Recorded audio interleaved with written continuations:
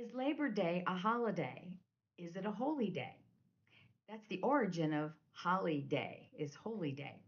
Welcome to Calm in the Chaos Interfaith Center, where we try to celebrate the value and dignity of work and understand the spiritual meaning of this holiday.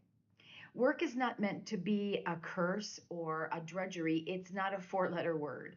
Well, wait, yes, it actually is, I know, but you get the point. Labor Day is one of those holidays that is universal in this country, known to all and celebrated by schools, banks, and government buildings being closed. National holidays are just that, national, meant to be a holiday for all citizens, regardless of religious affiliation, cultural background, ethnicity, or political stance. Everyone.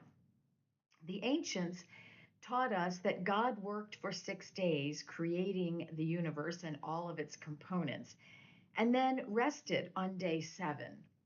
The lesson here, whether or not you believe this particular creation story, is that resting for a seventh of our time is healthy and necessary for a great balanced life. In 2024, this might mean that any day of the week could be a resting day, not only Saturday or Sunday, so called Sabbath days. So, what is a resting day, or what is resting time, and what do we abstain from doing?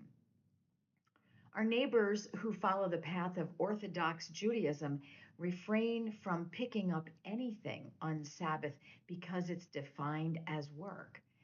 This could be as strict as not carrying a purse to temple, and certainly no yard work or laundry is done on that day. In 2024, resting from work could mean turning off our phones, off, not just on vibrate, but totally off. So we are not hearing every text that comes in and feeling as though we need to be connected and available to the rest of the world all the time. Maybe try turning off the phone for an hour and see how it feels.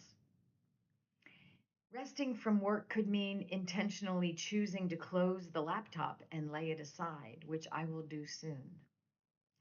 Resting from work could mean engaging with a butterfly as you take your daily walk in nature.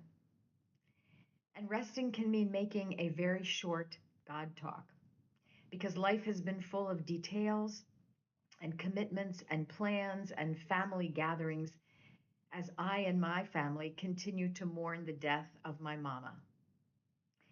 The point is that even as we're making our fall plans for joining teams and singing in choirs, attending board meetings, and so forth, what days we go to the gym, don't forget that one. We must also balance this with resting periods. Plan them in. X out time in your calendar for rest. Work and rest must be balanced to give us whole, healthy lives. So this week, let me be a model of how to say no, how to rest from working. As my friend Rabbi Brian says, work doesn't stop, so we have to. Our prayer today is by Carol Penner, and it's titled God of the Working World. God of the working world, thank you for meaningful work that fills us with satisfaction.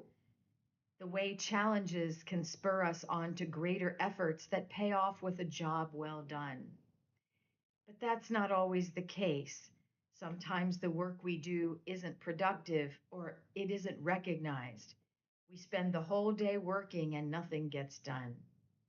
The machine breaks down just after we fixed it. The house gets messy just when it was clean.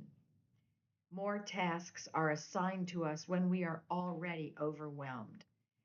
Some of us hate our work. It's too hard for us. Our bodies can't take it. The working environment is depressing, or the people we work with drag us down.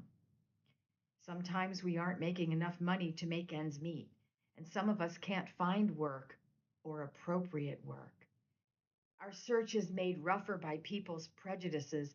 We run into glass ceilings and racist, homophobic, ableist, or ageist assumptions. And some of us are turned away because of things that happened in our past. How we long for a chance. We long to contribute in ways we find meaningful. In a world that values financial success, when bills pile up, not bringing home a paycheck can make us feel like outcasts.